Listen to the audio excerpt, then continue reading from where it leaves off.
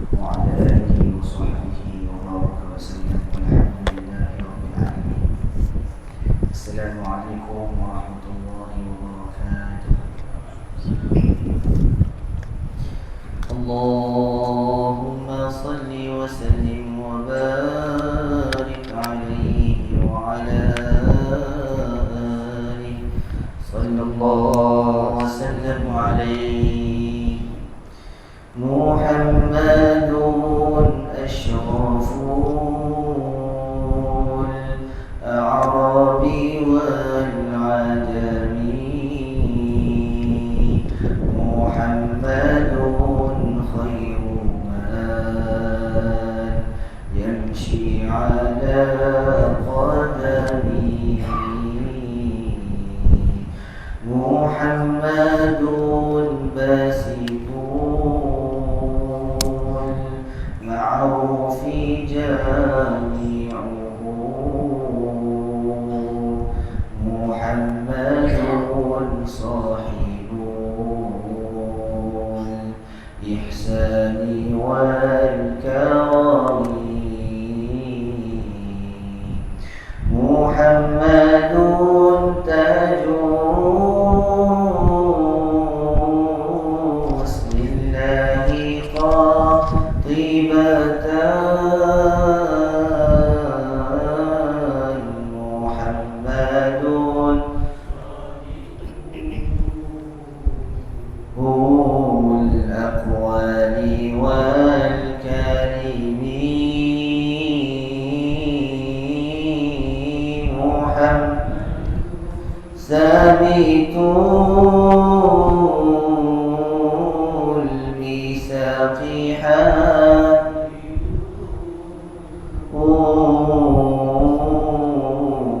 محمد طيب الأخلاق شيامي، محمد رويات بالنور طينته، محمد لم يزال نورا من القدم، محمد حكيم بالعدل ذو شرف، محمد معدن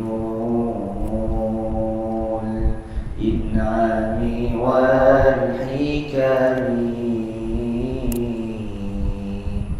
محمد خير خلق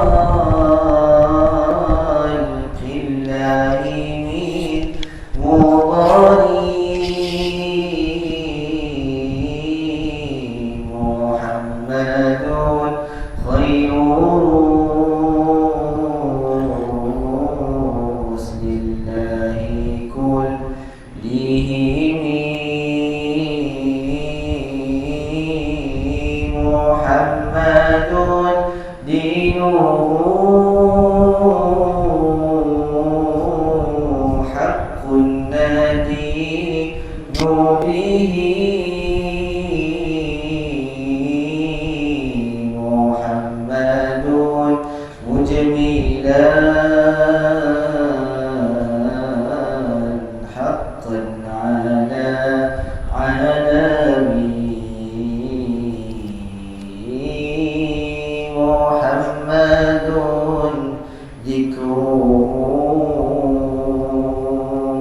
روح لأنفسنا،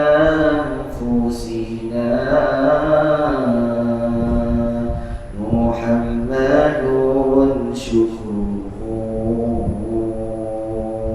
فرد على الأمم،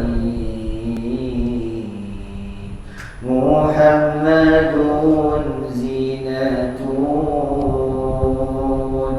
الدنيا وبهجتها،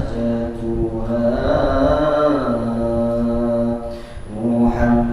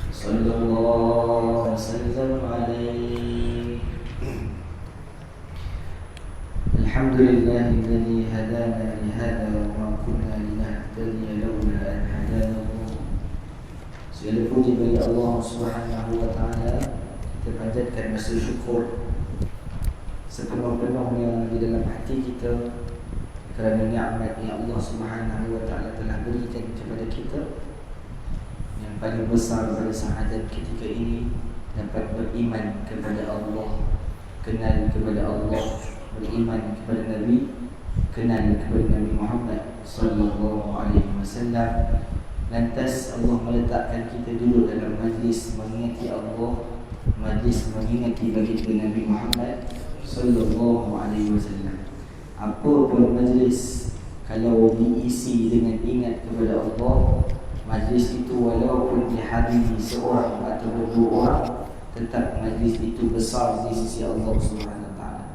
Apa pun majlis yang padanya tidak disebutkan nama Allah dan tidak disebutkan nama baginda Nabi Muhammad sallallahu alaihi wasallam, tujuan bukan untuk kenal Allah, tujuan bukan untuk kenal baginda Nabi SAW. Jutaan orang yang hadir sekalipun di sisi Allah tetap kecil majlis tersebut. Maka mudah-mudahan Allah Subhanahu wa taala jadikan ganjaran pahala setiap yang hadir berteleku duduk bersila di dalam majlis mengenali Nabi ini menjadi pahala dan ganjaran yang besar di sisi Allah nanti di akhirat. Amin ya rabbal alamin. Selawat dan salam ke atas junjungan besar baginda Rasulullah sallallahu alaihi wa alihi wasallam, ahli keluarga dan para sahabatnya, begitu juga seluruh pengikut Nabi sallallahu alaihi wasallam sehingga hari kiamat. Amma ba'd, adapun selepas itu qala al-muallif, berkata pengarang hafizahullah taala wa nafa'ana Allah bihi bi ulumihi fid darain amin ya rabbal alamin. Pada halaman yang ke 68 hadis yang ke 137. Bismillah.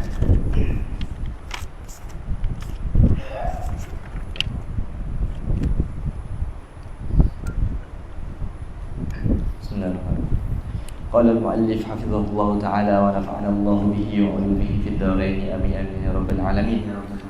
Hadis ke-137 An Anas bin Malik radhiyallahu anhu anna rajulan min ahli al-badiyati kana ismuhu Zahira wa kana yahdi ila an-nabiy sallallahu alaihi wasallam hadiyatan min al-badiyah fayujahhizuhu an-nabiy sallallahu alaihi wasallam إذا أراد أن يخرج. فقال النبي صلى الله عليه وسلم إن زاهرا باديتنا ونحن حاضروه وكان صلى الله عليه وسلم يحبه وكان رجلا دميما فأتاه النبي صلى الله عليه وسلم يوما وهو يبيع متاعه واحتضنه من خلفه وهو لا يبصره فقال من هذا أرسلني فالتفت فعرف النبي صلى الله عليه وسلم فجعل لا يألو ما ألصق ظهره بصدر النبي صلى الله عليه وسلم حين عرفه فعجل النبي صلى الله عليه وسلم يقول من يشتري هذا العبد فقال يا رسول الله إذن والله تجدني كاسدا فقال النبي صلى الله عليه وسلم لكن عند الله لست بكاسد أو قال أنت عند الله غالب. Masya Allah. Ini hadis ni tentang tajuk ni gurau lagi ya. Betul.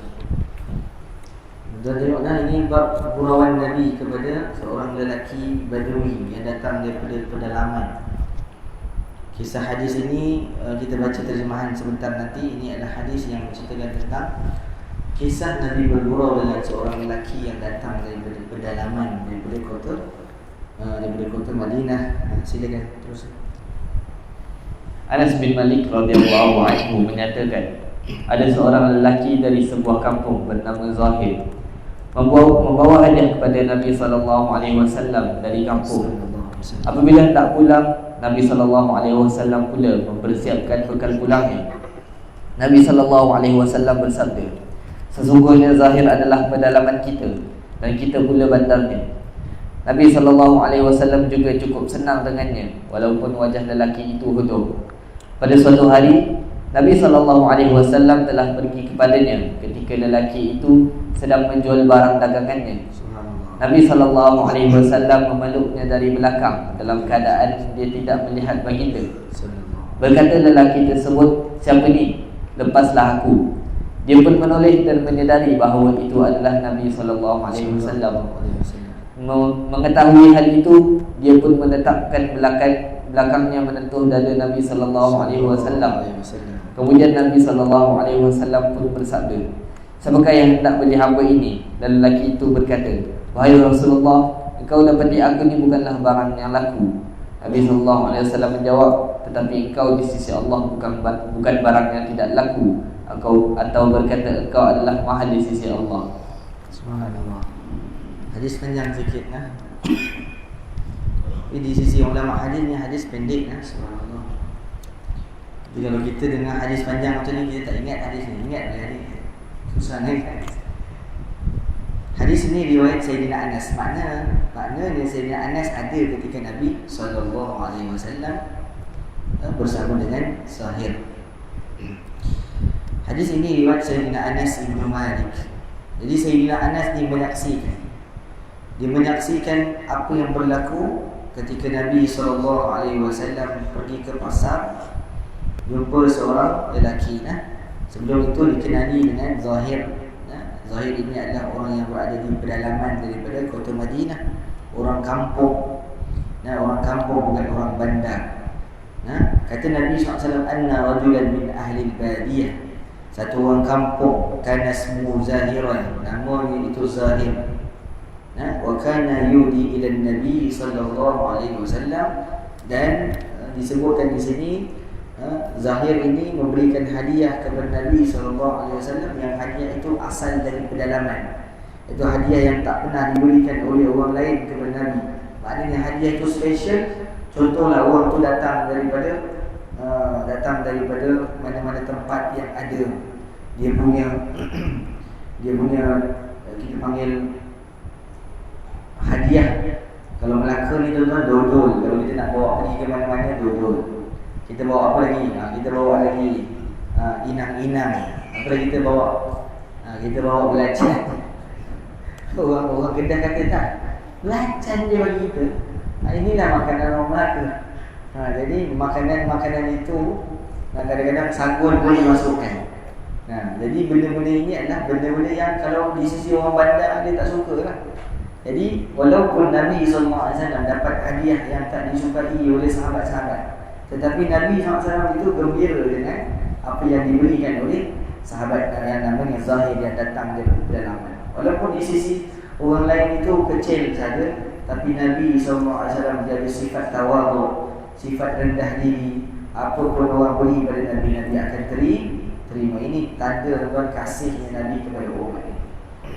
Jadi kalau kita orang bagi hadiah pada kita, walaupun dia balik daripada Krabi, bagi keychain Krabi, keychain je bagi dia. Jangan kita sebut begitu. Sebab apa? Sebab dia susah payah minta tawar dia datuk ke kedai tu. Bersusah payah bergaduh dengan tukang kedai nak dapatkan hadiah nak bagi pada kita. Jadi kita hargai.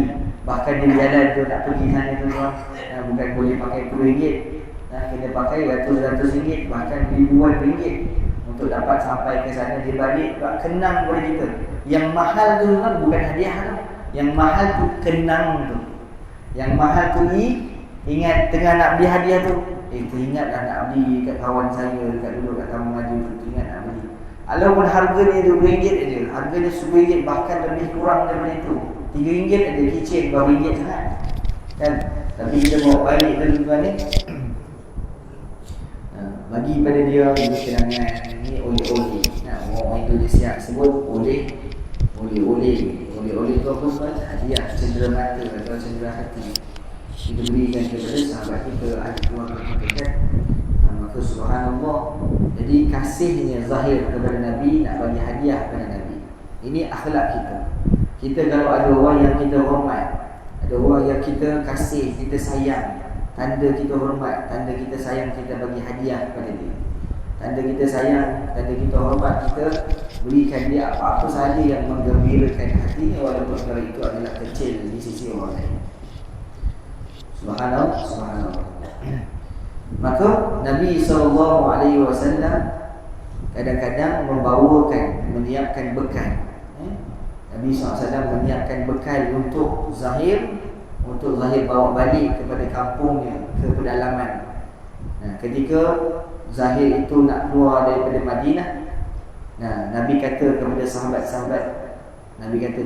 sahabat-sahabat, wahai sahabat-sahabat, sesungguhnya Zahir ini ibarat keluarga kita, kata Nabi. Ini Nabi nak satukan hati sahabat. Sebab tu tuan, kadang-kadang kalau ada orang datang rumah kita, dia tu saudara kita kena kenalkan kepada anak kita. Kita kena cakap, ayah hormat orang ini, ibu hormat orang ini, ayah sayang orang ini, ibu sayang orang ini, kamu pun kena sayang, kamu pun kena hormat. Ini ajaran yang bagus. Kadang-kadang kita nak ziarah kawan kita, Kita pergi rumah kawan kita kan. Nah, ibu dan ayah ini dia kena bagi mindset pada anak ni. Dalam kereta, dalam perjalanan tu kena bagi dulu. Dia kena cakap, adik, ataupun dia kena cakap Along, dia kena cakap Angga, kita nak pergi rumah kawan ibu, dia nak pergi rumah kawan ayah. Masa ayah susah dulu, kawan ayah inilah yang tolong ayah.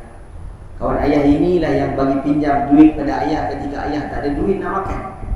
Jadi anak dia nak sampai rumah kawan ayah dia ni, dia punya hati tu dah menghormati. Belum sampai lagi depan kawan ayah dia, tapi jiwa dia dah hormat kepada kawan ayah dia.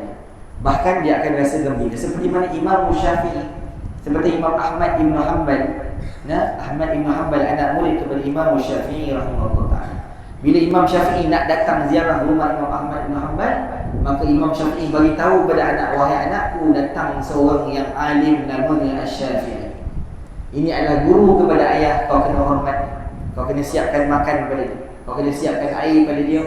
Nah, masak sedap-sedap, sebab yang datang ini adalah guru ayah. Maka itu amalan imam ulama, amalan Imam Ahmad Ibn Hanbal. Itu juga kita, kalau kita nak datang dia, akhirnya anak kita sebelum masuk rumah lagi dalam hati ni ada ta'zim, dalam hatinya ada penghormatan. Nanti dia masuk dalam rumah, oh ini kawan ayah ni, bukan boleh main-main sebarang, kena salam cium tangan. Maka ayah dia akan ajar, ibu dia akan ajar, nanti masuk salam cium tangan, duduk elok-elok, jangan berlari-lari. Nah, balik pun salam cium tangan, jangan ambil apa-apa barang kat rumah itu. Nah, hormat, jangan malukan ayah dengan ibu. Ini cara kita didik anak kita. Jangan kita tak cakap apa-apa, tiba-tiba nanti sampai kepada rumah kawan kita itu, anak kita pun tak bagi, tak salam. Masa tu kita nak marah tuan tak guna, masa tu tak boleh. Dan anak kita tak boleh dididik seperti itu. Salah cara didik tu. Dia kena didik awal, bagi tahu awal. Kalau dia dengar, alhamdulillah. Kalau dia tak dengar, nanti balik rumah dalam kereta kita cakap lagi sekali. Along tak boleh macam tu. Tadi tu rumah kawan saya. Jadi kita fahamkan dia, kita rasionalkan dia. Maka dia akan datang, dia akan hormat, dia akan faham, dia akan duduk elok, dia akan salam, dia akan sayang seperti mana ayah. Walaupun dia tak boleh sayang sama macam ayah dia sayang kepada kawan itu, tetapi sekurang-kurangnya anak itu kenal dan faham kenapakah kita ziarah. Tak adalah dia kata, oh, ini kawan ayah, bukan kawan saya. Nah, ini kawan ibu, ini bukan kawan saya.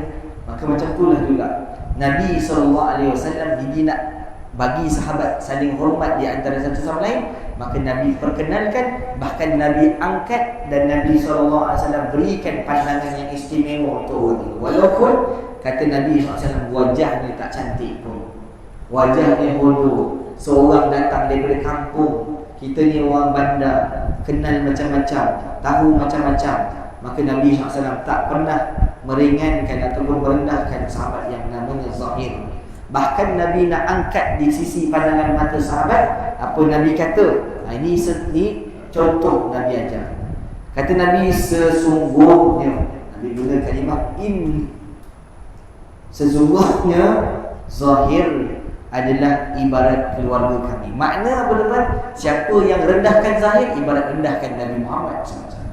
Siapa yang tak hormat Zahir, maknanya tak menghormati Nabi Muhammad SAW.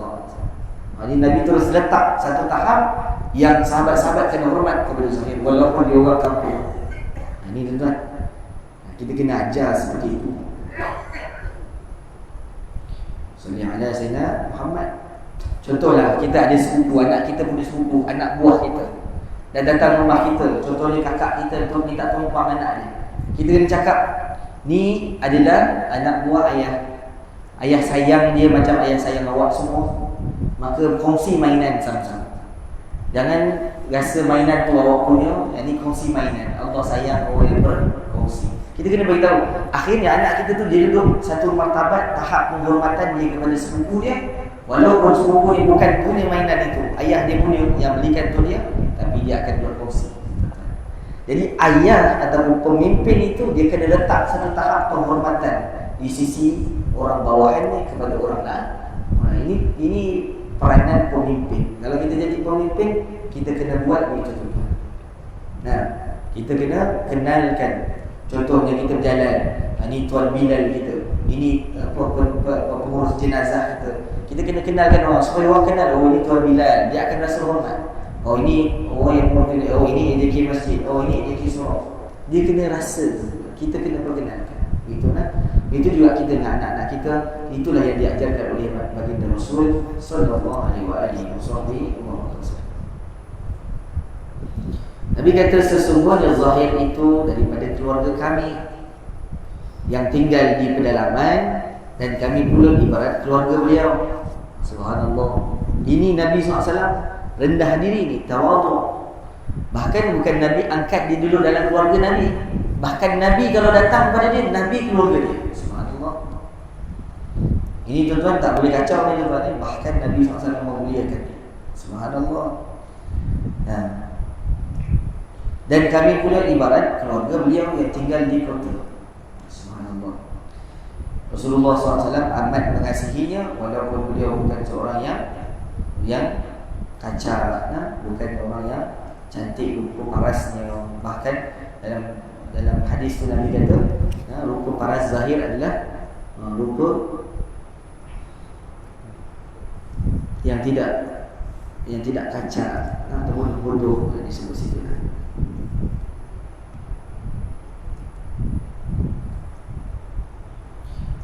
Allah Nabi sebut, Sayyidina Anas sebut, wa kana sallallahu alaihi wasallam yuhibbu, dan dia itu disayangi oleh Nabi SAW. Subhanallah. Hebat. Seorang sahabat disayangi oleh Nabi SAW. Ya Allah, sayang kepada kami ya Allah. Ya Allah, jadikan Nabi sayang kepada kami ya Allah.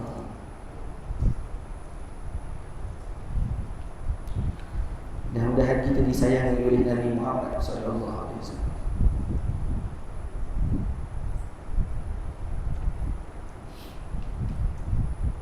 Allahumma shalli ala sayyidina. Kata Sayyidina Anas, wa kana sallallahu alaihi wasallam yuhibbu, mencintai kepada Zahir. Tetapi kata Sayyidina Anas, wa kana rajulan damiman. Damiman tu kalimah yang Nabi yang Sayyidina Anas guna. Damiman ialah kalimah yang tak berapa elok. Tetapi Sayyidina Anas nak beritahu bahawa gambaran keadaan wajah muka Zahir itu bukanlah wajah yang kacak seperti sahabat-sahabat Nabi SAW yang lain. Wajahnya damiman, macam orang asli lah kita kata. Rupa orang asli macam tu lah, gelap, rambut kusut rasai, cakap pun tak berapa nak lurus cakapnya tu. Cakap pun tak berapa nak elok, gigi pun kuning-kuning sikit. Begitulah soalannya. Damiman ni apa? Suatu perkara yang nak menggambarkan keadaan itu bukan keadaan yang terurus. Fa'atahun Nabi sallallahu. Kita tengok cerita yang seterusnya. Habis cerita tadi tu, ada satu cerita suatu hari. Fa'atahun Nabi sallallahu alaihi wasallam, datang Nabi kepadanya. Wa huwa yabi'u mata'ahu, dan dia sedang berjual. Maksudnya dia sedang berniaga di suatu pasar, dia berniaga barang dagangannya lah. Fahtadanahu min khalfihi wa huwa la yusiru. Nabi sallallahu alaihi wasallam datang belakang Zahir. Nabi rapatkan dada Nabi yang mulia ke belakang badan Zahir, peluk Zahir. Dan Nabi tutup mata Zahir. Subhanallah. Kalau tuan-tuan rasa duduk tengok Nabi buat begini, tuan-tuan akan rasa Nabi ni sedang bergurau. Subhanallah. Mesra dia Nabi dengan sahabat. Bahkan sahabat yang Nabi mesra ni adalah orang pedalaman. Nak beritahu bahawa ini akhlak Nabi, tawaduk dengan mana-mana orang pun. Tapi Nabi tahu dia ni orang yang hati dia bersih, baik orang. Fahtadanahu min khalfihi wa huwa la yusiru, dan Zahir tak nampak siapa kat belakang yang peluk dia, yang tutup mata dia. Zahir tak nampak. Faqala, berkata Zahir, man hadha, siapa orang ni, siapa yang kat belakang saya ni? Arsilni, tunjuk pada saya. Kemudian faltafata fa'arafa an-nabiyya sallallahu alaihi wasallam, maka Nabi pun sallallahu alaihi wasallam lepaskan, maka dia pun berpaling. Fa'arafa, dia pun tahu yang belakang dia itu adalah Nabi Muhammad sallallahu alaihi wasallam. Faja'ala la ya'lu ma alsaqa dhahrahu bi sadri Nabi. Ini yang dekat sahabat. Bila dia tahu belakang tu adalah Nabi SAW, maka dia biar dia. Badan dia melekat dengan badan Nabi Muhammad sallallahu alaihi wasallam. Nak lama dengan Nabi SAW, nak lama bersentuhan dengan Nabi sallallahu alaihi wasallam. Ini tanda cinta. Kalau orang tu cinta, dia suka lama dengan orang itu. Kalau orang tu sayang, dia akan suka lama dengan orang itu. Ini tanda cinta dan kasih. Kalau kita kasih kepada Nabi, kita tak kisah berapa lama masa kita dihabiskan untuk Nabi, kita tak kisah. Kalau kita cinta pada Nabi, kita tak kisah berapa lama, berapa banyak harta kita dihabiskan untuk Nabi, maka kita tak kisah. Sebab itulah kekasih kita, kecintaan hati kita. Subhanallah, begitulah sahabat ini. Maka Nabi SAW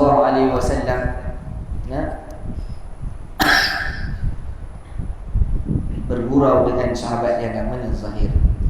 Hina arafah, semenjak dia tahu itu adalah Nabi SAW, maka dibiarkan belakang badannya menyentuh dada Nabi Muhammad sallallahu alaihi wasallam. Dia tahu bahawa kulit yang bersentuhan dengan kulit Nabi SAW tak akan dibakar oleh Allah di dalam api neraka.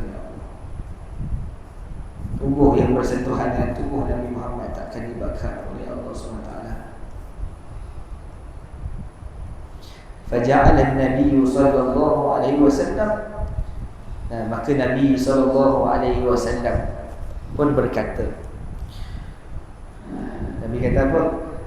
Man yashtari hadzal 'abd, siapa yang nak beli hamba ini? Nabi kata. Nabi cakap pada orang ramai, siapa yang nak beli hamba ini? Siapa yang nak beli hamba ini? Maka berkatalah Zahir, faqala ya Rasulullah, wahai Rasulullah, idan wallahi tajiduni kasidan. Apa kata Zahir ni? Sifat rendah diri Zahir kepada Nabi SAW. Ini sifat yang Nabi sayang, sifat yang Nabi suka. Kenapa Nabi suka pada Zahir? Ini salah satu sifat yang ada pada Zahir. Apa sifat dia? Merendah diri. Dia tahu hamba dia tu datang daripada kampung, maka dia merendah diri. Ini orang baik. Apa kata Zahir? Ya Rasulullah, idzan wallah, demi Allah, tajiduni kasidan, kau akan dapati aku ni tak berharga, tak akan laku. Orang tak nak beli pun aku ni. Kalau kau nak jual pun ya Rasulullah, orang tak nak beli pun. Kalau kau jual murah pun, orang tak nak beli pun. Itu maknanya tak laku lah. Maka faqala Nabi sallallahu alaihi wasallam, Nabi angkat tangan. Nabi ni tak cakap kalau Allah tak perintah. Nabi takkan keluarkan kata-kata Nabi kalau Nabi tak dapat wahyu dan ilham daripada Allah. Saya nak bagi tahu tuan-tuan, apa yang Nabi sebut ketika kita baca hadis ini semua izin daripada Allah SWT. Maknanya tuan-tuan, di sisi Allah lelaki ini sangat hebat dan mulia. Apa kata Nabi? Faqala an-nabiy sallallahu alaihi wasallam, ai faqala an-nabiy bi wahyillah, iaitu Nabi berkata dengan wahyu daripada Allah. Apa Nabi kata? Lakin, tetapi, indallah, di sisi Allah, lasta bikasidin, kamu bukan tidak berharga di sisi Allah, kata Nabi SAW. Bahkan di sisi Allah kamu berharga. Di sisi Allah kamulah laku. Allah nakkan kamu, Allah nakkan kamu, Allah nak beli kamu. Walaupun manusia tak nak beli kamu, tapi Allah nak beli kamu. Atau qala, ataupun Nabi berkata, anta indallahi ghali, ataupun Nabi berkata, kata Sayyidina Anas, engkau di sisi Allah wahai Zahir sungguhlah mahal. Subhanallah. Kalau Allah beli kita dengan harga mahal, tuan-tuan, Allah bayar dengan apa? Kalau orang itu di sisi Allah murah, Allah tak pandang dia, tuan-tuan, Allah nak bagi dia apa? So, tuan-tuan, kita nak mahal di sisi Allah, kita tak nak mahal di sisi manusia. Kita nak mahal di sisi Allah, kita nak laku di sisi Allah. Kita tak nak laku di sisi manusia. Manusia suka kat kita, tapi Allah tak suka kat kita. Apa guna manusia suka kat kita, Allah tak suka kat kita. Bismillahirrahmanirrahim. Ni'mal wakil, ni'mal maula wa ni'mal nasir. Ini hadis gurauan, tapi bila kita dengar, kita baca, kan, subhanallah, akhlaknya Rasulullah sallallahu alaihi wasallam. Jadi gurauan ni tuan, sebelum ni kita baca gurauan berdasarkan ucapan. Nabi bergurau dengan sahabat, Nabi bergurau dengan seorang wanita tua, Nabi bergurau dengan anak kecil, kanak-kanak, Nabi bergurau dengan ucapan. Adapun hadis yang terakhir daripada bab ini, hadis yang terakhir kan ada satu lagi hadis akhir, dah tak ada hadis lagi.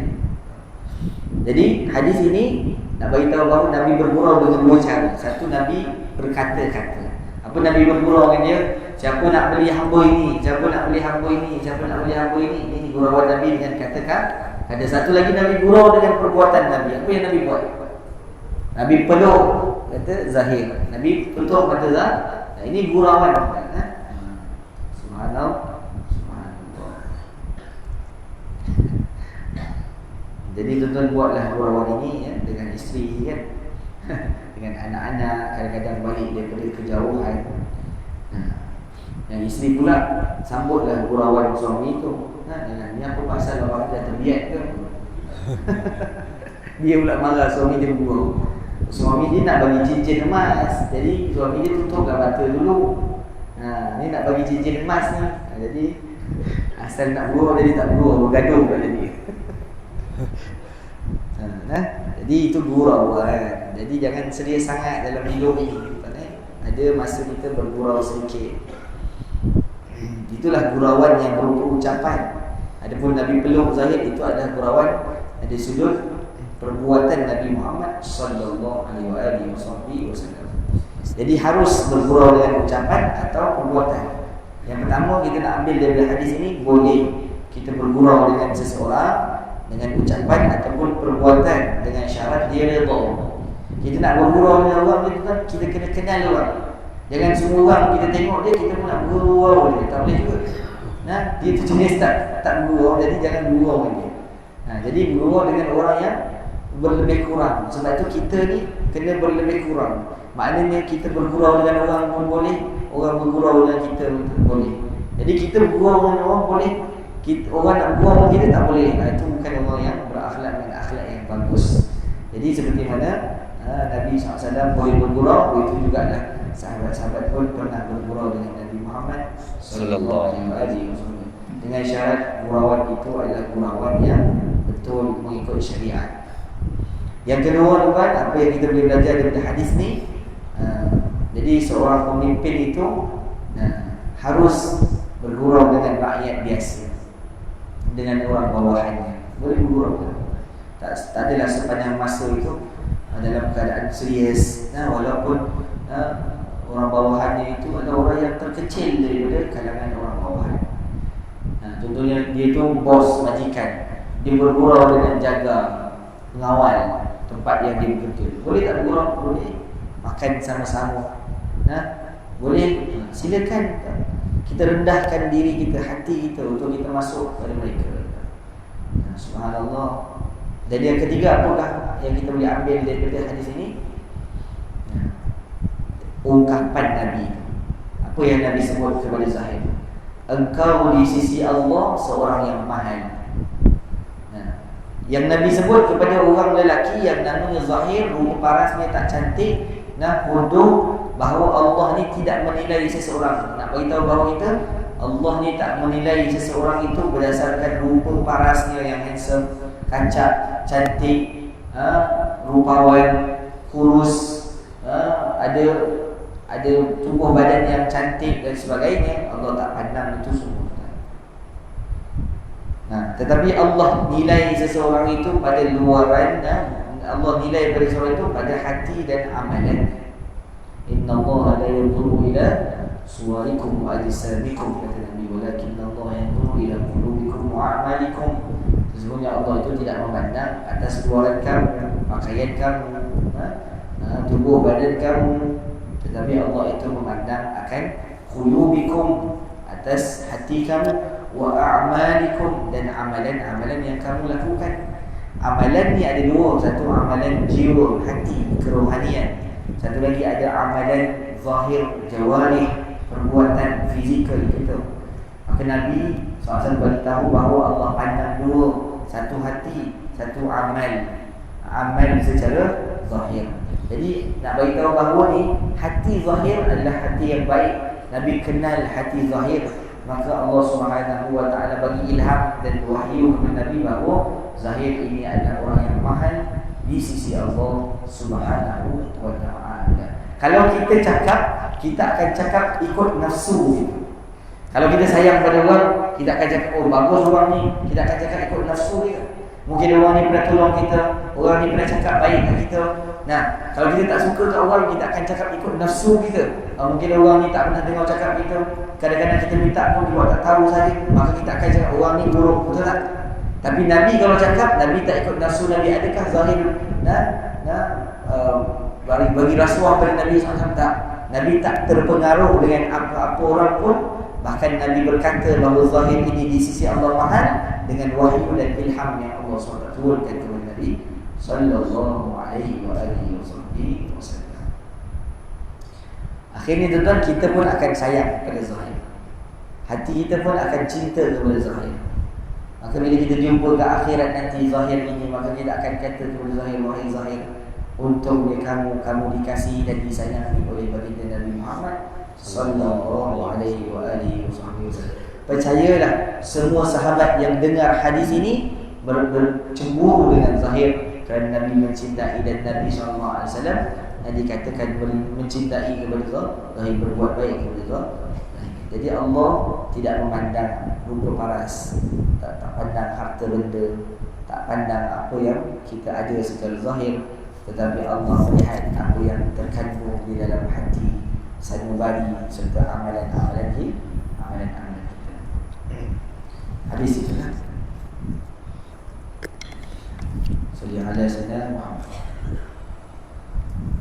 Ada sedikit yang saya nak tambah daripada pembelajaran hari ini, iaitu syarat-syarat bergurau. Untuk tulislah dalam kitab tak ada. Jadi syarat-syarat bergurau. Jadi bila kita baca bab gurauan, kita kena faham fiqah ni pula. Jadi tak sewenang-wenangnya kita nak bergurau dengan pelbagai cara, melainkan cara itu diajarkan oleh Nabi sallallahu alaihi wasallam. Syarat-syarat bergurau ini diambil daripada sebuah kitab yang nama ataupun judul kitab itu adalah Fiqhul Lahwi wal Tarwih. Fiqh tentang hiburan dan perkara-perkara yang memberi keseronokan dan menunjukkan. Apa fiqh? Dikarang oleh seorang ulama besar baru sahaja wafat, iaitu Profesor Dr. Yusuf Al-Qaradawi. Disebut dalam kitabnya Fiqhul Lahwi wal Tarwih, iaitu Fiqhul Lahwi, iaitu fiqh dalam perkara yang memberikan keseronokan, antaranya hiburan dan perkara yang melucukan. Contohnya kita tengok Maharaja Lawak atau kita tengok benda-benda yang hiburan. Nah, apakah hukum dia? Bagaimanakah syaratnya yang telah diberikan garis panduannya oleh syariat kita, iaitu agama Islam. Jadi sebelum kita nak mengatakan sesuatu itu haram ataupun halal, maka kita kena belajar fiqh. Yang pertama, syarat bergurau itu adalah jangan menjadikan perbohongan ataupun jangan berdusta. Dalam bergurau tidak ada pendustaan, tak boleh. Yang pertama, syarat yang pertama, tidak ada pendustaan. Dalam bergurau tidak ada pendustaan ataupun perkara yang diada-adakan. Benda tak ada, kita tak dusta, tapi kita ada-adakan. Ini pun sama juga, tak boleh.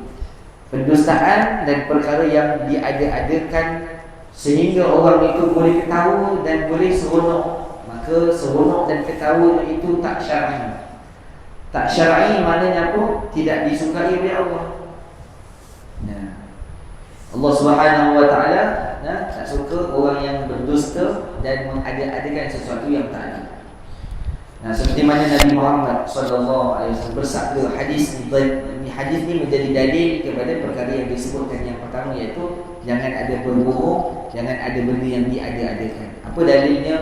Nabi bersebut, wailul lilladzi yuhaddithu fayakdzibu liyumhika bihi qaum wailul lahu wailul lahu.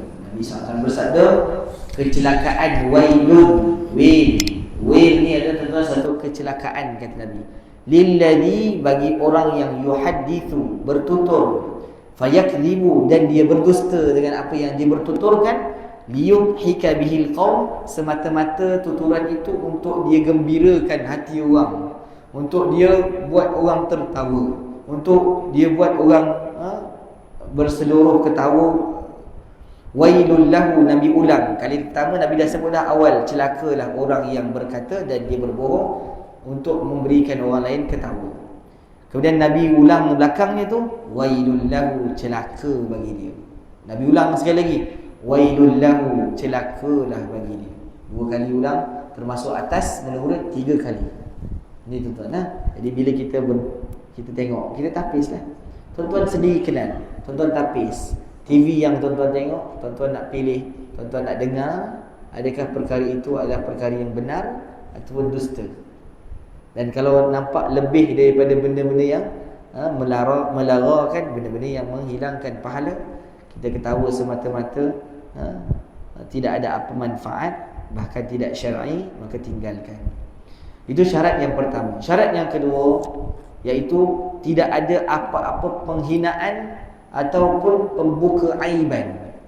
Maksudnya tak ada hina orang, tidak merendahkan orang, tidak membuka aib orang. Maka gurauan seperti ini tak mengapa. Tapi kalau gurauan itu ada hinaan, ada merendahkan orang, memperolok-olokkan orang lain, sehingga orang lain boleh ketawa, buat bentuk, contoh orang tu jongang, dia jongang gigi ke depan Jadi kawan ni pun bila orang tu datang, dia kata, dah datang, dia kata. Dia buat muka jongang, lepas tu dia kata, dia cakap, dia buat muka jongang tu, lepas tu kata, dah datang. Faham tak ni? Ataupun orang tu sengau lah. Jadi dia pun nak cakap dengan kawan dia, sengau lah napang lalu, sengau lah napang, dia kata. Dia nak olok-olokkan orang tu. Orang lain ketawa tak? Tercuit tak hati orang? Tercuit, ketawa tak? Semua yang ketawa, dosa itu masuk pada orang yang buat. Kita pun tak boleh tahan tu, kita pun ketawa. Tapi kita dapat satu dosa lah. Sebab apa? Sebab kita bukan sebab kepada ketawa. Sebab itu jangan, tak boleh. Ini menghina, memperolok-olokkan. Apa yang dia rasa? Adakah dia rasa gembira? Orang yang diperolok-olokkan tu tak rasa gembira. Satu sedekah seorang mukmin itu memasukkan perasaan gembira dalam hati saudara. Maka kalau dia mengeluarkan perasaan gembira, bahkan dimasukkan perasaan sedih pula, maka itu adalah satu dosa. Faham tak tu? Nabi sebut, siapa yang masukkan perasaan udkhulus surur fi qalbil mu'min sadaqatun, memasukkan perasaan gembira dalam hati seorang yang beriman, itu adalah sedekah. Maka mengeluarkan perasaan gembira daripada orang yang beriman, maka tak jadi sedekah. Dia masukkan pula perasaan sedih dalam hati yang beriman, itu dosa. Itu jaga Allah sebut dalam Al-Quran, ini dalil yang jelas. Allah kata apa? Surah Al-Hujurat. Banyak dalam surah Al-Hujurat ni cerita tentang muamalah kita dengan manusia. Allah kata, يا أيها الذين آمنوا لا يسخر قوم من قوم. Wahai orang yang beriman, jangan ada satu puak yang mencemuh satu puak yang lain, merendah-rendahkan puak yang lain. Jangan ada. Asa an yakunu khairan minhum. Boleh jadi puak yang kamu cemuh, puak yang kamu rendahkan, puak yang kamu perolok-olokkan itu lebih baik daripada kamu yang mengolok-olokkan. Seperti mana sahabat Nabi, dia pernah ketawa tengok betis Sayyidina Abdullah ibn Mas'ud. Sayyidina Abdullah ibn Mas'ud ni kecil sahaja betis dia ni, kecil, orang yang rendang, jadi betisnya kecil. Jadi sahabat ketawakan betis Sayyidina Abdullah ibn Mas'ud. Nabi tegur sahabat, wahai sahabat, sesungguhnya betis kecil itu lebih berat daripada gunung Uhud. Nabi terus angkat martabat sahabat. Bila sahabat nak direndahkan, Nabi tak biar, Nabi angkat terus martabatnya. Ini akhlak Nabi SAW. Nabi tak nak dalam hati sahabat ni ada rendahkan orang, tak boleh gitu. Jangan kita rendahkan orang, jangan kita perolok-olokkan orang. Tak boleh. Hatta kalau dia tu datang sebagai orang gila sekalipun, Nabi tak izinkan untuk diperolok-olokkan. Yang orang gila datang kepada kita kan, tak berapa nak sihat sangat, tak siuman sangat. Bahkan orang tu tak berapa nak pandai, nak boleh dibodoh-bodohkan seperti kita nak bodoh-bodohkan orang lain, tak boleh tuan-tuan. Kita layan dia selagi mana kita berakhlak dengan dia, itulah menunjukkan akhlak kita dengan Nabi Muhammad, akhlak kita dengan Allah Subhanahu wa taala. Nah, Allah sebut boleh jadi orang tu lebih baik daripada kamu yang kamu olok-olokkan.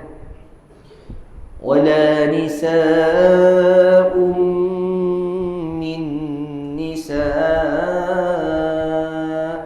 Begitu juga perempuan. Asa an yakunna khairan minhun. Boleh jadi puak perempuan itu lebih baik, orang yang memperolokkan itu lebih baik daripada orang yang diperolokkan. Orang yang diperolokkan itu lebih baik daripada orang yang memperolokkan. Allah sebut lagi, wala talmizu anfusakum wala tanabazu bil alqab. Janganlah setengah daripada kamu menyatakan keaiban. Ni menyatakan keaiban setengahnya yang lain. Allah kata wala tanabazu bil alqab, dan jangan pula kamu memanggil dia dengan gelaran-gelaran yang tak elok. Sengau dah datang, jongang dah datang, ini semua panggilan tak elok.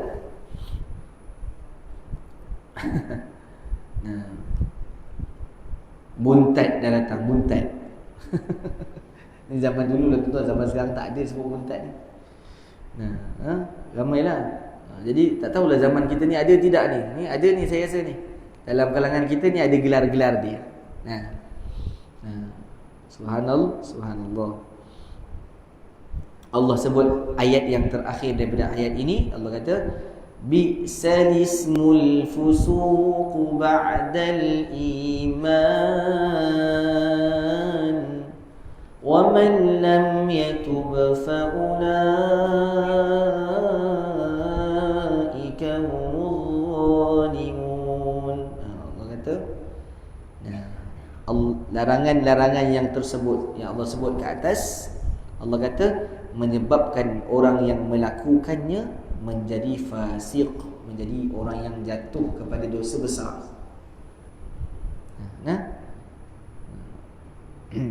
Kemudian Allah kata apa? Maka amat buruklah sebutan nama fasik kepada seseorang sesudah ia beriman. Ni tuan-tuan, ayat ni tuan-tuan kena faham. Allah kata apa? Bi'sal ismul fusuq ba'dal iman. Allah kata, seburuk-buruk martabat bagi orang yang beriman, setelah dia beriman, dia jatuh pada martabat fasik, iaitu orang yang melakukan dosa besar. Dia beriman. Fasik ni tuan-tuan, fasik ni tuan-tuan, dia adalah gelaran bagi orang yang melakukan dosa besar. Kalau dia tak bertaubat sampai kembali kepada Allah, maka dia dipanggil fasiqin, orang yang melakukan dosa besar. Dia tempatnya dimasukkan dalam neraka, kemudian bila selesai dosanya itu dihapuskan, maka barulah dia akan masuk ke dalam syurganya Allah Subhanahu wa taala. Seperti mana yang diajarkan oleh al-imam kita, al-Imam Abu Mansur al-Maturidi dan Imam Abu Hasan al-Ash'ari, berkenaan dengan orang yang melakukan dosa besar, iaitu dia akan diberikan iqab, iaitu siksaan di dalam api neraka, kemudian barulah dia akan dimasukkan ke dalam syurga bagi selama-lamanya, untuk selama-lamanya, kerana dalam hatinya beriman kepada Allah Jalla Jalaluhu. Maka kata Allah, seburuk-buruk nama selepas orang itu beriman adalah fasik. Kata Allah, wa man lam yatub faulaika humul zalimun. Siapa yang tak bertaubat daripada dosa-dosa yang di atas itu, maka dia digelar sebagai orang-orang yang zalim. Nabi SAW bersabda tuan-tuan, iaitu bihasbi mri'in minasyarri an yahqira akhahu muslim. Cukup seseorang itu dianggap jahat apabila ia menghina ataupun merendahkan saudara muslimnya. Jangan kita rendah. Sebab apa? Sebab itu adalah suatu sifat yang jahat di sisi Nabi sallallahu alaihi wasallam. Kemudian yang kedua, yang ketiga habis. Yang kedua dah habis, yang ketiga tu. Syarat gurau itu jangan ada tujuan untuk menimbulkan ketakutan. Tak boleh tujuan bergurau itu menimbulkan ketakutan ataupun kegemparan kepada orang lain. Tak boleh. Saya gurau je, tak boleh begitu. Ada satu cerita, Nu'man Ibn Bashir menceritakan, suatu hari kami bersama Nabi Muhammad SAW dalam suatu perjalanan. Lalu salah seorang daripada kami terlelap di atas binatang tunggangannya sehingga kepalanya tunduk ke bawah.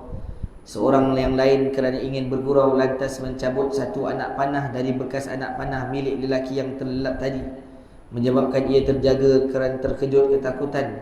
Melihat perkara tersebut, Nabi SAW bersabda, la yahillu li muslimin an yurawwi'a musliman. Tidak halal bagi seseorang menimbulkan ketakutan kepada seseorang muslim yang lain. Tuan-tuan. Kita momok-momokkan orang. Kita cakap, lepas tu kita buat dia terkejut. Duduk belakang dinding, gelap, masa tu lampu blackout. Duduk belakang dinding kita, banjat. Akhirnya dia takut. Ni Nabi kata, la yahillu li muslim yurawwi'il muslim. Tidak halal bagi muslim yurawwi'a musliman, dia menakut-nakutkan orang lain ataupun dia memperolok-olokkan orang lain. Walaupun dengan tujuan gurauan, tak boleh ni tuan-tuan. Ni semua ni nak kena faham. Sebab benda kita buat selalu ni tuan-tuan. Yang keempat, tadi syaratnya jangan kita timbulkan ketakutan. Yang keempat, jangan kita bergurau pada tempat yang sepatutnya bersikap serius. Waktu kita serius, kena serius. Dan jangan ketawa pada tempat sepatutnya menangis. Tak boleh ketawa tempat yang sepatutnya kita menangis. Ini ramai yang berlaku ni. Orang menangis kerana kesedihan, dia boleh ketawakan pula. Apa menangis dia kata. Ini tuan-tuan, syarat bergurau yang keempat, tak boleh bergurau pada tempat yang sepatutnya kena serius. Benda-benda yang berkaitan dengan akhirat, benda yang berkaitan dengan neraka, mana boleh nak bergurau ni benda neraka ni. Benda berkaitan dengan dosa, mana boleh nak bergurau. Jangan pula masa tu kita cakap pula, jangan dah serius sangat, kita kena bergurau juga. Dia kata tak, syarat dia kena faham. Jadi sepatutnya kita menangis, jangan duduk ketawa. Sebab tu duduk kat kubur tu kan, jangan duduk ketawa-ketawa. Ni cerita pasal benda lain pula. Kita ni ziarah orang yang meninggal, kita iring dia pergi ke kubur. Masa tu pula kita boleh bergelak ketawa pula. Tak boleh. Jangan tuan-tuan. Ini nak kena jaga adab ni. Faham tak kita? Terutamanya apatah lagi pula itu adalah keluarga terdekat kita. Boleh kita ketawa tuan-tuan. Orang pandang kita sebagai orang apa. Jadi jangan ketawa kat tempat yang sepatut kita serius. Sepatutnya tempat kita menangis, tempat kita menunjukkan simpati, perasaan kita kepada keluarga yang kehilangan keluarganya. Maka kita tak boleh bergurau-gurau, tidak ketawa, bahkan kita mendoakan. Ini masa yang terlalu pantas untuk kita merapatkan silaturahim dan mendoakan antara satu sama lain.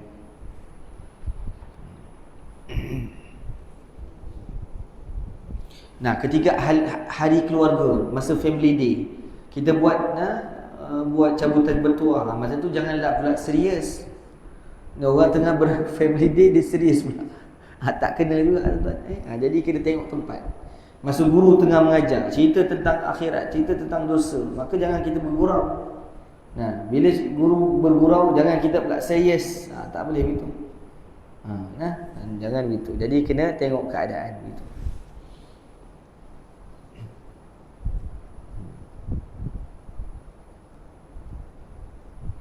Kata para ulama, tiap-tiap sesuatu ada ketikanya dan ada tempatnya. Setiap kedudukan ada ucapan yang sesuai. Bila kita duduk dekat satu tempat, ucapan sekian. Bila kita duduk kat tempat ini pula, ucapan sekian. Bila duduk kat tempat ni pula, ucapan sekian. Bila kita nak bercakap tentang Israel, Zionis, nak selamatkan Palestin, cara kita cakap tu kena tegas. Hancur. Semua kena ikut lah. Hancur. Kita kena cakap tentang Palestin, kita kena cakap tentang saudara kita, hak yang dicabuli. Maka kita kena sungguh-sungguh cakap, dalam keadaan kita tak bagi apa-apa kompromi pada orang yang merendah-rendahkan hak orang Islam. Lain cara cakap dia. Bila kita duduk kat meja kuliah, lain cara cakap dia. Duduk dengan kanak-kanak, lain cara cakap dia. Bukan sama je tuan-tuan, tak sama. Jangan pukul rata. Tempat-tempat itu ada bahagian-bahagian dia masing-masing.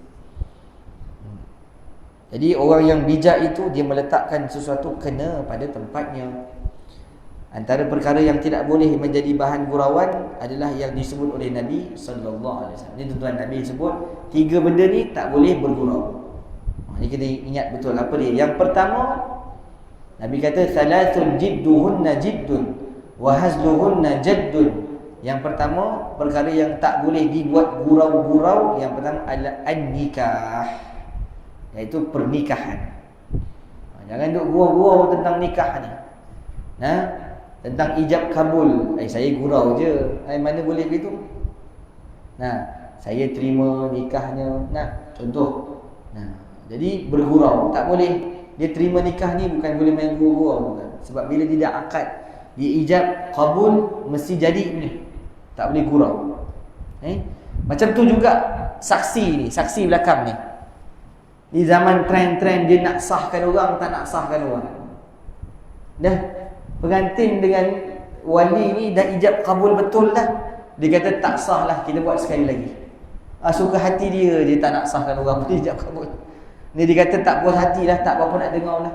Padahal orang yang sepatutnya dengar, tak apa. Kalau orang kat belakang tak dengar, tak apa. Yang penting syarat kepada yang menjadi saksi itu dengar.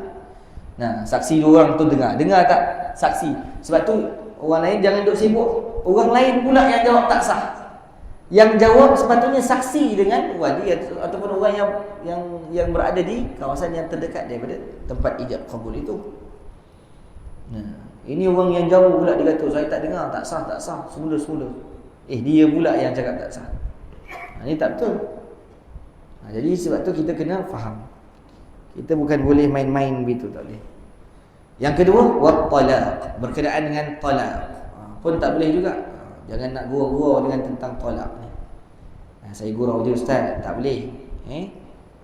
Sama ada bercakap secara sarih, secara jelas, ataupun menggunakan kalimah-kalimah yang kinayah, iaitu yang tersembunyi, terselindung. War-raj'ah, dan perkataan yang berkaitan dengan rujuk. Ini tentang nikah, munakahat ini semua kena jaga ni, tak boleh nak buat kurau. Allah SWT cela orang kafir yang ketawa ketika mendengar bacaan Al-Quran. Orang baca Quran tak boleh ketawa. Ini tempat yang kita kena jaga. Sepatutnya kita kena renung bacaan Al-Quran. Allah SWT berfirman, afamin hadzal hadithi ta'jabun wa tadhakuna wa la tabkun wa antum samidun. Allah cakap, maka patutkah kamu berasa hairan terhadap keterangan-keterangan Al-Quran ini sehingga kamu mengingkarinya, serta kamu tertawa mengejek-ngejeknya, dan kamu tidak mahu menangis menyesali kesalahan kamu, serta takutkan balasan buruk yang akan menimpa kamu, sedang kamu ialah orang-orang yang sombong angkuh lagi yang melalaikan kewajipan. Allah sebut dalam surah An-Najmi ayat 59 sampai ayat 61. Seterusnya tuan-tuan, yang terakhir syarat kepada gurau itu, yang kelima, hendaklah gurau itu mengikut kadar yang diterima akal. Sederhana, jangan berlebihan. Dapat diterima fitrah, ataupun dapat diterima oleh naluri yang baik, akal yang waras, mengikut uruf masyarakat. Sebab itu kalau kita nak bergurau dengan orang kampung kita, orang tahu dah kalau bergurau macam ni, faham dah maknanya begini. Jadi kita pergi pula ke Arab, pergi ke Indonesia, bergurau cara kita, tak kena, tak sesuai. Jadi tiap-tiap uruf tempat itu dia ada cara yang sesuai untuk bergurau. Jadi ikut tempat, ikut masa, ikut bangsa, ikut sesiapa yang ada di hadapan kita untuk kita bergurau. Nabi bersabda, wala tuksiru dhahik fa inna kathratud dhahik tumitul qalba. Janganlah kamu terlalu banyak ketawa, kerana sesungguhnya banyak ketawa akan mematikan hati. Jadi yang ditegak itu bukan ketawa. Nabi kata wala tuksirid dhahik. Nabi tak cakap wala dhahik, jangan kamu ketawa. Nabi tak cakap jangan kamu ketawa. Nabi cakap wala tuksiri. Tuksiri makna memperbanyakkan. Jangan kamu memperbanyakkan ketawa. Tapi kalau sekali-sekali ketawa, tak apa kan? Tak apa. Tapi kalau asyik ketawa, itu yang Nabi larang. Fa inna kathratad dhahik, kata Nabi, sesungguhnya orang yang banyak ketawa itu adalah hatinya mati, ataupun ketawa itu mematikan hati. Jadi banyakkan kita bersedih. Sayyidina Ali pernah berpesan, berilah gurauan kepada percakapan kamu hanya sekadar seperti kamu memberikan garam kepada makan. Lauk kuah itu lebih banyak daripada garam. Jadi gurauan itu seumpama garam, letak sikit aja. Nah, kalau tak ada garam tak boleh. Nanti tak rasa pula lauk itu. Maka gurauan itu seumpama garam di dalam lauk kita. Nah, itu yang disebutkan oleh Dr. Yusuf Al-Qaradawi dalam kitabnya Fiqhul Lahwi wat Tarwih. Tuan-tuan boleh tengok kitab tu halaman ke-37 sampai halaman ke-40. Baca dalam kitab Al-Fiqhul Lahwi wat Tarwih karangan Dr. Yusuf Al-Qaradawi pada halaman yang ke-37 hingga ke-40. Tuan-tuan akan dapat apa yang disebutkan ini. Seorang sahabat Nabi SAW bernama Hanzalah Al-Asidi menceritakan, suatu hari aku ditemui oleh Abu Bakar radhiyallahu ta'ala an. Lalu beliau bertanya kepadaku, bagaimana engkau hari ini wahai Hanzalah? Aku menjawab, Hanzalah telah menjadi munafik. Abu Bakar membalas, subhanallah, apa maksud ucapanmu wahai Hanzalah? Aku berkata, ketika kita bersama Rasulullah sallallahu alaihi wasallam, baginda mengingatkan kita tentang syurga dan neraka sehingga seolah-olah kita melihatnya dengan mata kita. Namun apabila kita berpisah daripada Nabi dan kita pulang ke rumah bergaul dengan isteri dan anak-anak serta sibuk dengan harta dan kerja, segala yang baginda beritahu tadi kebanyakannya kita lupa. Abu Bakar membalas, demi Allah, aku juga mengalami perkara yang sama. Hanzalah berkata, kami pun bergerak bersama-sama pergi kepada Nabi Muhammad sallallahu alaihi wasallam. Aku berkata kepada baginda, wahai Rasulullah, ketika kami bersamamu, engkau mengingatkan kami tentang syurga dan engkau mengingatkan kami tentang neraka, sehingga seolah-olah kami melihatnya dengan mata kami. Namun apabila kami berpisah denganmu dan kami pulang ke rumah bergaul dengan isteri kami, anak-anak dan sibuk dengan harta dan pekerjaan kami lupakan semuanya itu. Lantas Nabi SAW menjawab, demi Tuhan yang diriku berada di tangannya, kamu bersamaku dan terus. Jika kamu terus kekal sebagaimana ketika kamu bersamaku dan terus menerus dalam zikir, nescaya para malaikat akan berjabat tangan dengan kamu ketika kamu berada di katil-katil kamu dan di jalan-jalan kamu. Akan tetapi wahai Hanzalah, jadikanlah masa kamu seketika untuk ini dan seketika untuk itu. Baginda mengulanginya sebanyak 3 kali. Maksud Nabi SAW, apa makna seketika untuk ini dan seketika untuk itu? Maksud Nabi SAW, seketika untuk ini dan seketika untuk itu. Nabi kata, ialah ada masa kamu berikan untuk kerehatan hati kamu, berehat bersama keluarga, bergurau dan sebagainya. Itu maknanya seketika untuk ini. Dan ada juga masa yang kamu berikan, dan ada masa kamu berikan untuk Tuhan kamu. Kamu beribadah, kamu berzikir, membaca Al-Quran dan sebagainya. Makna kena balance. Begitu. Adapun bagi orang yang dah 40 tahun ke atas, kata para ulama, orang yang 40 tahun ke atas, dia kena lebihkan ibadah, lebihkan dengan Allah, lebihkan dengan akhirat. Yang 40 tahun ke bawah, maka kena balance. Ada masa dia bersama keluarga dia, Ada masa dia bersama dengan Allah pada masa-masa ibadah. Ada pun orang yang dah 40 tahun ke atas, kata para ulama, lebihkan masa untuk ibadah. Jangan dia pakai sama je tu. Umur 40 dengan umur 60 sama je. Umur 30 dengan 60 sama je. Nah, jadi masa itu kita kena faham lah. Wallahu a'lam. Nanti kita sambung pada bab yang seterusnya, iaitu tentang syair Nabi Muhammad sallallahu alaihi wasallam. Saya mohon maaf atas kekurangan saya. Nanti kita sambung insya-Allah pada pengajian yang akan datang. Bismillahirrahmanirrahim. Alhamdulillahirabbil alamin. Wassalatu wassalamu ala asyrafil anbiya'i wal mursalin wa ala alihi wa sahbihi ajma'in. اللهم اجعلنا ومن حضرنا ومن هو معنا وتلاميذنا وأولادنا وأصحابنا وآباءنا وأمهاتنا كلهم من عبادك الصالحين من عبادك الطائعين من عبادك العلماء العاملين ولا تجعلنا من الأشقياء المردودين اللهم اجعلنا جميعا من أهل جنتك في الدوس يا الله اللهم إنا نجعلك في نحور أعدائنا ونعوذ بك من شرورهم اللهم بدد شملهم وفرق جمعهم وشتت كلمتهم وزلزل أقدامهم اللهم سلط عليهم كلبا من كلابك يا قهار يا جبار يا منتقم يا الله اللهم يا منزل الكتاب ويا مجري السحاب ويا هازم الأحزاب اهزمهم وانصرنا عليهم اللهم انصر الإخوان المسلمين في فلسطين اللهم انصر الإخوان المجاهدين في فلسطين اللهم انصر الإخوان المستضعفين في فلسطين وفي كل مكان وفي كل زمان يا أكرم الأكرمين اللهم انصرهم نصرا عزيزا وانصرهم بنصرك يا الله اللهم اشف مرضانا ومرضاهم يا الله وارحم موتانا وموتاهم يا الله تقبل منهم شهداءهم وتقبل منهم أعمالهم يا الله ربنا آتنا في الدنيا حسنة وفي الآخرة حسنة وقنا عذاب النار وصلى الله على سيدنا محمد وعلى آله وصحبه وبارك وسلم والحمد لله. السلام عليكم ورحمة الله وبركاته.